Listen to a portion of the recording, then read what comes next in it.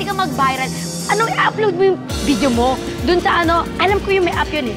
TikTok! Yun, doon, upload mo doon! Bongga. Her moves are just like everyone else's. Normal lang. Walang bago. Parang tama naman si Venus dun kasi pare-pares lang naman kami nang ginawa kanina. Wait, try mo! Busy ako.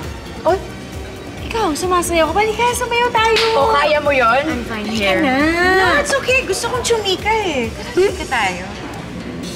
Chika. Di ka kasama? Mema. Wait lang ah. Wait lang. Ay. Sir! Doc! Sam! I waited for you all my life. Marites, nagawa mong sumama dito pero hindi mo ko tinawagan.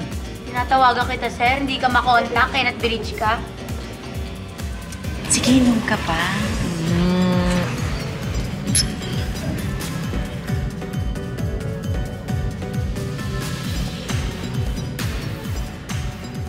Sige, kwento ka pa. Ano nga ikukwento ko? Wala na ako kukwento. Yun na yun eh. Marami pa akong hindi alam. Ay, ito talaga. Excuse me. Care to drink with me? Para sa akin? Anong ginawa mo? Kinonsinti mo yung dalawa para magpunta rito. Ulo, sabi mo, huwag mawala sa mata ko si ma'am. Kaya sinamahan ko dito. Tapos yung galit Sige na. Sige na. Nasaan si Grace? Doon, halika na. Ay, sumama kami. Dali. Yes. Ang bait mo naman. Cheers. Cheers. Ay, Carlos! Tama na. Kasama ko siya. Sorry, hindi ko alam na may kasama siya. Next one. Grace. Kasing ka na eh. Bago kinuha yun, ibinibigay niya sa akin yun. Unang-una, hindi ka dapat tumatanggap ng drinks. Kahit na kanino. Mas lalo na sa lalaking hindi mo kilala. Kilala mo ba yun? Tama na yan. Teka na. Carlos, we're just having fun! Tsaka maaga pa. Venus, hindi sanay si Grace sa ganito. Kita mo, lasing na oh. I'm here naman eh. And nag-i-enjoy pa si Grace. Para ka naman strict father dyan.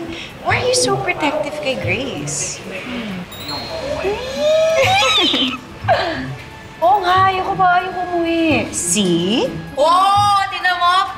Party girl si ma'am. Bongga! Bongga! Venus, ba't di mo sinabing matutuloy ka rito? Kanina ka pa namin tinatawagan. Nahanap ka namin ni Seth. I'm so sorry. Hindi ko narinig yung mga tawag niyo. Ang ingay kasi dito. Di na, basta uwi na kami. Ayoko umuwi. Gusto ko pa dito. Umuwi na tayo. Grabe, no? Ang interesting nito, sabi ng mga ufologists, hindi human ang mga corpses. Pero sabi ng mga scientists, mummified humans lang daw. Nabasa ko nga. Pero ikaw, naniniwala ka ba sa mga aliens?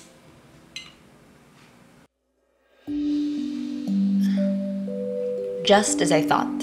Hindi ka naniniwala, pinagtatunganan mo lang ako. Hindi ko naman iniisip yun dati. Pero simula nung madami mo ako dyan sa pinaggagawa mo, nagbabasa-basa na rin ako kapag may free time. Dun sa public library. Tapos? Tama naman yung mga ibang nabasa ko eh. Kung may life form dito sa Earth, bakit hindi magiging posible na magkaroon ng life form sa ibang planeta? O kaya sa ibang universe? Exactly! Ba't ka kasi umiling kanina? Kala ko tuloy hindi ka naniniwala. Hindi lang ako makapaniwala na dahil sa'yo, pwede magbago ang pagtingin ko sa mga bagay-bagay.